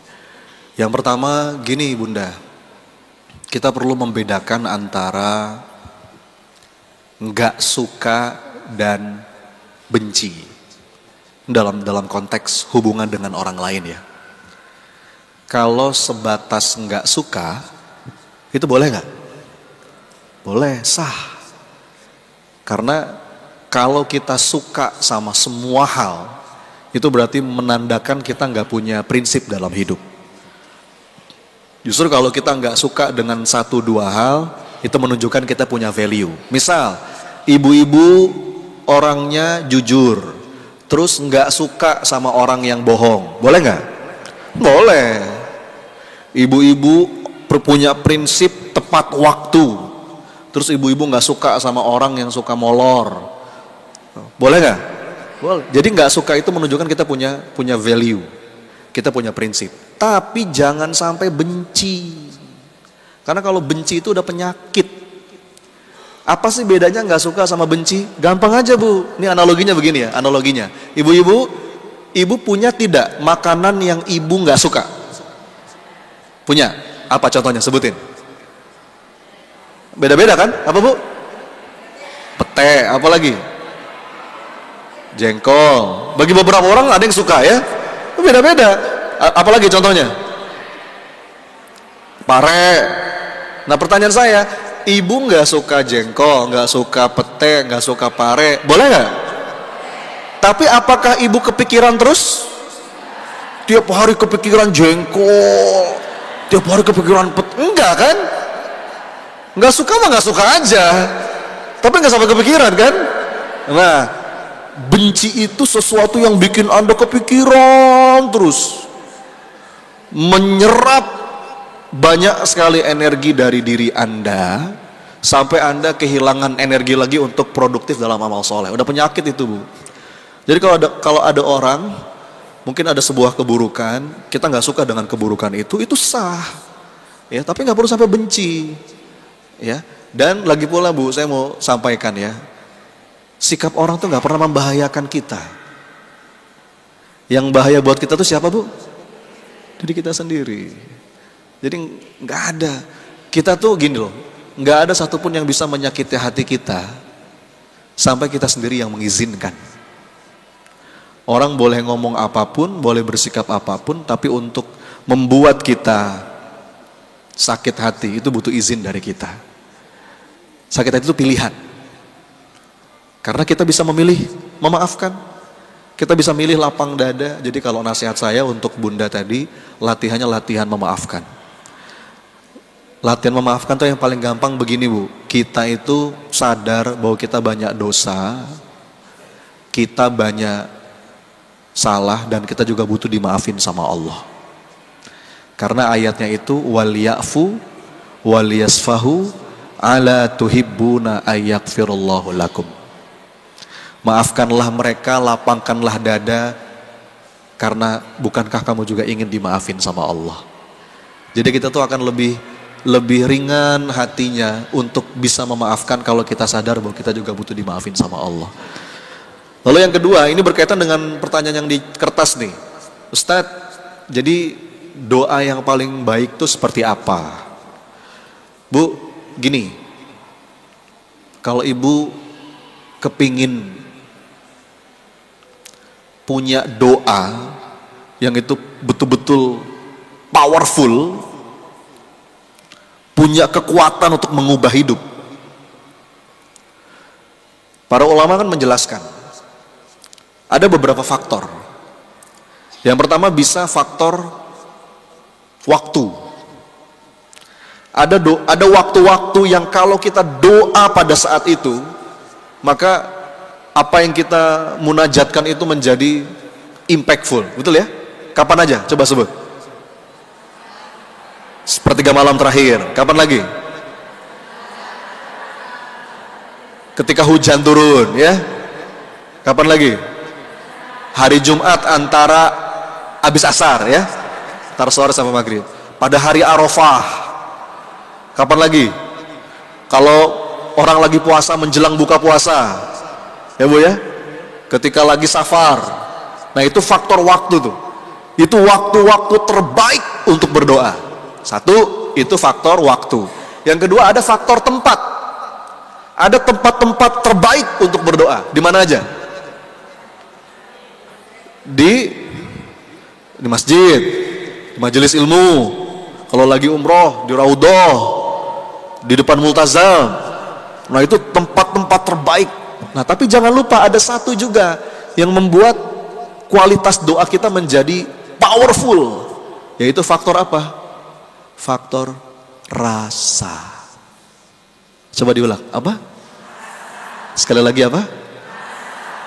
Rasa. Hadisnya ada, kata Nabi SAW, Allah itu tidak mengabulkan doa dari hati yang lalai. Jadi kalau pertanyaannya, Ustadz, doa seperti apa sih yang baik? Doa yang betul-betul sepenuh rasa. Bukan sekedar kalimat yang terucap dari lisan. Bukan cuma sekedar teks bacaan yang Anda hafal. Tapi juga dengan rasa yang ikut. Nah, rasa apa yang paling penting dalam doa, Ustadz? Ada dua. Rasa hina, rasa butuh. Coba diulang, Bu. Bu, ini ilmu mahal, serius. Ibu pakai ini. Ibu pakai ini. Insya Allah doa Anda itu akan bertenaga untuk menghadirkan banyak kebaikan dalam hidup. Kalau berdoa, pastikan hadirkan dua rasa itu. Rasa apa tadi? Rasa hina itu maksudnya apa? Rasa hina itu begini. Ketika kita menghadap Allah, ingin bermunajat, ingin memohon sesuatu, kita ada rasa hina, ya Allah, hamba ini banyak dosa, ya Rabb. Hamba datang dengan segala kotor, ya Allah. Hamba tuh sebetulnya malu mau minta kepadamu, tapi kalau bukan kepada Engkau, kepada siapa lagi hamba memohon, ya Allah. Ya. Lawannya dari merasa hina itu apa, Bu? Hah? Lawannya itu al-kibr. Apa? Al-kibr itu akar kata dari takabur. Makanya kata para ulama, air mata kehinaan, air mata penyesalan seorang pendosa itu lebih baik dibandingkan bangga dirinya ahli ibadah. Jadi doa yang baik itu, Bu, saat kita mau ngomong sama Allah, hadirkan rasa hina di hati. Makanya para ulama itu ngajarin sebelum berdoa kita istighfar dulu, ya gak sih? Istighfar itu kan untuk menghadirkan rasa hina. Ya Allah, hamba datang dengan segala kotor. Hamba datang dengan penuh kehinaan ini, ya Allah. Ampun, jadi kita minta ampun. Bahkan kalaupun kita lupa berdoa, Bu, tapi kita fokus untuk istighfar saja, udah gak usah khawatir tuh. Makanya kata seorang ulama, seandainya dalam dadamu ada begitu banyak keinginan, saking banyaknya kamu sampai bingung mau minta apa. Sudah, kalau kamu bingung seperti itu, jadikan saja seluruh doamu istighfar. Kenapa? Karena kalau Allah sudah memaafkanmu, maka beres. Dan yang kedua, rasa butuh. Rasa apa, Bu? Butuh. Hamba butuh Engkau tolong, ya Rabb. Kadang-kadang kita doa itu kita kadang-kadang gak pakai dua rasa ini, betul, Bu? Ya, gimana doanya? Apalagi kalau lagi enak, lagi lancar, saldo rekening lagi banyak, semua baik-baik saja. Udah tuh, doanya gimana? Allahumma lantas jalan. Gimana doanya? Allahumma amin. Amin. Doa yang baik itu doa yang betul-betul sepenuh rasa ya Allah. Dan Anda faham betul apa yang Anda baca. Ada banyak sekali doa-doa indah dalam Quran. Doa itu yang paling baik, doa menurut apa-apa yang Allah firmankan dalam Quran. Yang kedua, doa dari hadis Nabi SAW. Kemudian doa dari para ulama. Baru berikutnya boleh kita doa pakai redaksi kita sendiri. Nah kalau ngomongin doa saya jadi ingat, bonus nih Bu ya. Ada sebuah doa yang akan membuat kita akhirnya nanti tidak terjebak pada dorongan batin terburu-buru tergesa-gesa. Mau tahu doanya? Doanya gini, yuk ikuti saya. Bismillahirrahmanirrahim. Allahumma as'aluka taufiq lima habbika minal a'mal wasidqa tawakkulli alaik wa husna dhanni bik. Hafal? Sekali lagi. Allahumma as'aluka taufiq lima habbika minal a'mal wa sidqa tawakkulli alaik wa husna dhanni bik. Artinya begini Bu, ini doa indah banget. Yang pertama, Allahumma as'aluka taufiqa, ya Allah aku memohon taufik, aku minta dituntun, aku minta dibimbing ya Allah, diberikan taufik lima habbika minal a'mal, agar aku bisa terus fokus beramal dengan amal-amal yang engkau cintai. Jadi fokus kita beramal aja Bu. Wasidqa tawakkulli alaik, dengan jiwa yang bulat bertawakal padamu. Wa husna dhanni bik, dan jiwa yang berbaik sangka padamu. Itu kalau boleh saya kasih nama doanya doa menikmati proses. Apa Bu doanya Bu? Jadi kita minta ya Allah pokoknya berikan aku taufik dalam hidupku ini, fokus saja beramal dengan amal-amal yang kau cintai, dengan batin yang berserah, bertawakal, dan berbaik sangka. Jadi poin saya Bu, doa yang paling baik itu pastikan waktunya di waktu yang terbaik. Walaupun kita boleh berdoa kapanpun ya, dimanapun, kapanpun boleh berdoa. Tapi kalau pengen betul-betul doanya powerful, ada waktu-waktu mustajab. Ya, yang itu perlu kita perhatikan di tempat-tempat yang terbaik dan juga dengan sepenuh rasa. Oke ya, jauh. Terakhir, ini Bu,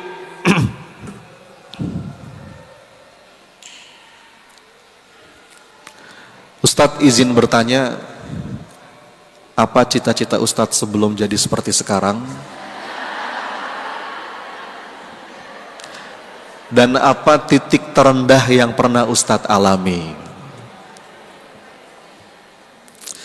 Saya tuh kemarin Bu, saya kan sering ya berbagi konten di Instagram, di TikTok, di YouTube.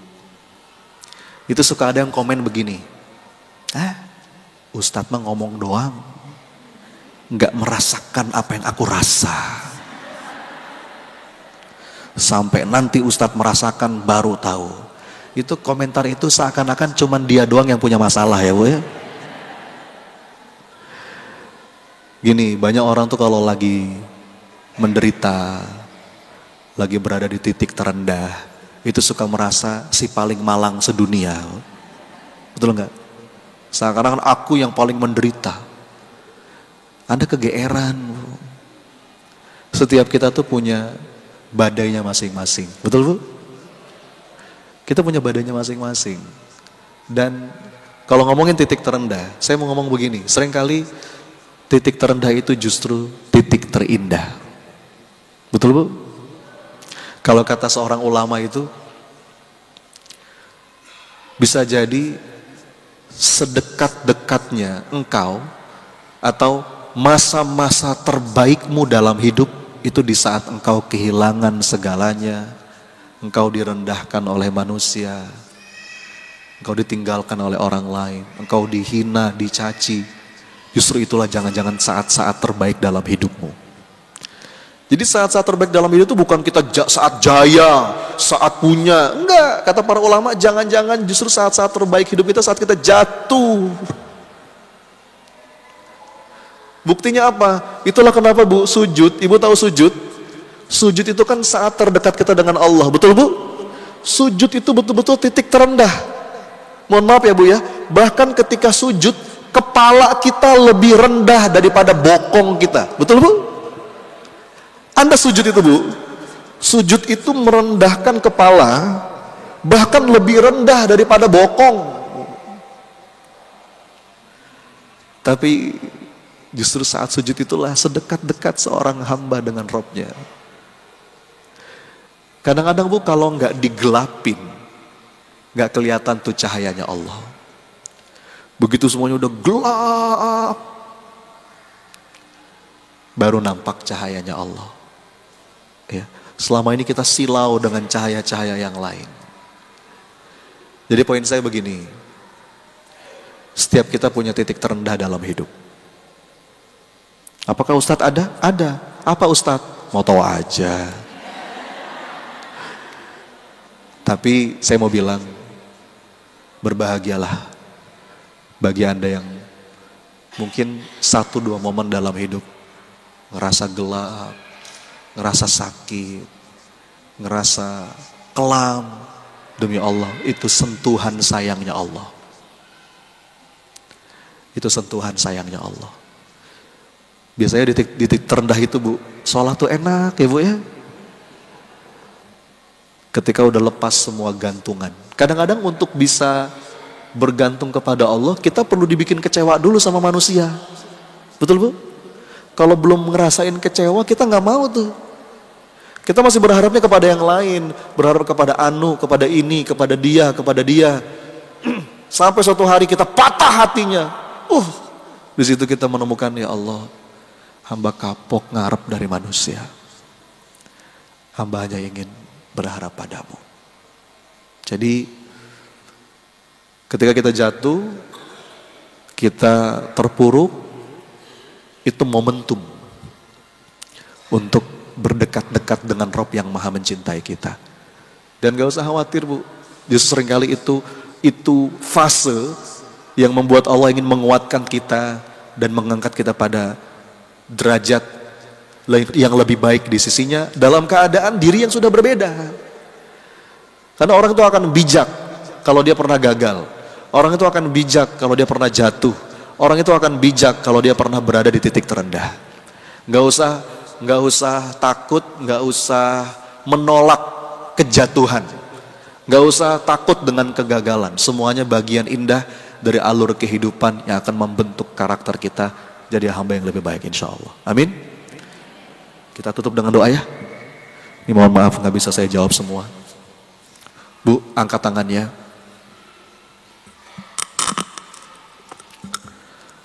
Hadirkan hatinya. Bapak Ibu, majelis ilmu itu salah satu saat mustajabnya doa.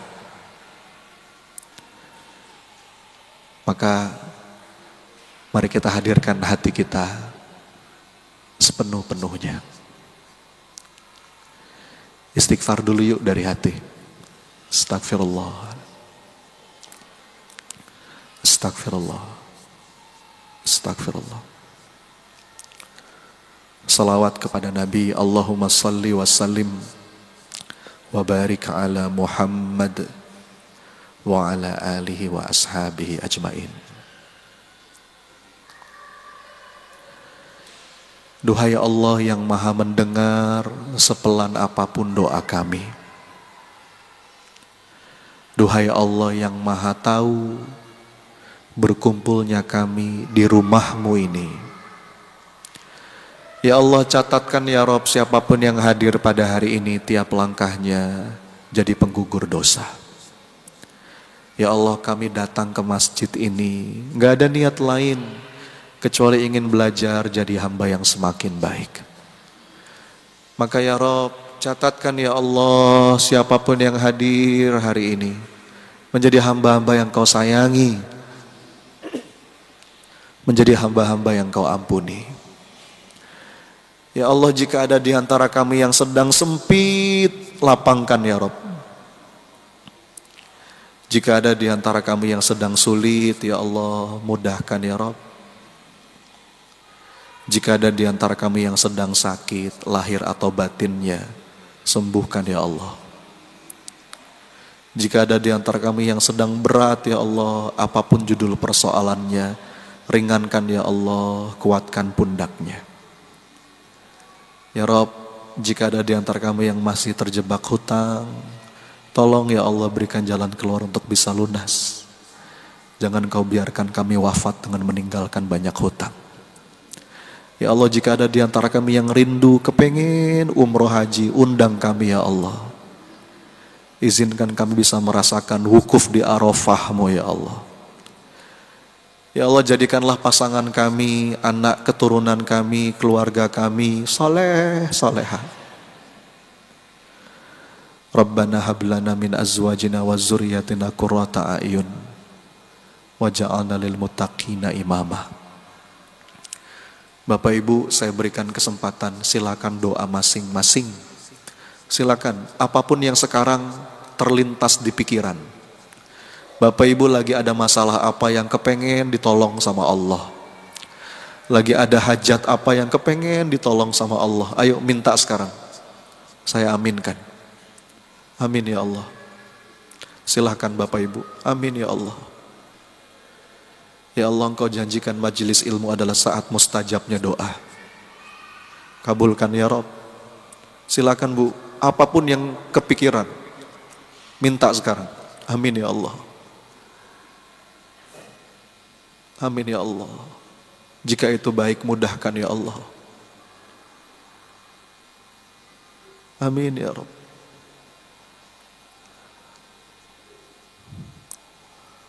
Allahumma inna nas'aluka taubatan nasuha wa taubatan qablal maut. Ya Allah, berikan kami kesempatan tobat sebelum Engkau panggil kami nanti. Allahumma inna nas'alukal husnil khatimah wa na'udzubika min su'il khatimah. Ya Allah, jadikanlah akhir hidup kami nanti akhir yang baik ya Allah. Hati kami masih terbolak-balik ya Rabb. Ya muqallibal qulub, tsabbit qulubana ala dinik. Mudah-mudahan ya Allah, di sisa umur kami Engkau tetapkan dalam ketaatan dan keistiqomahan. Ya Allah, tolong saudara-saudara kami yang seiman di Palestina, di Gaza, di Syam, di semua tempat di bumi-Mu ini ya Allah. Ya Allah, hancurkan orang-orang zalim ya Rabb, dengan kekuasaan-Mu, dengan rahmat-Mu.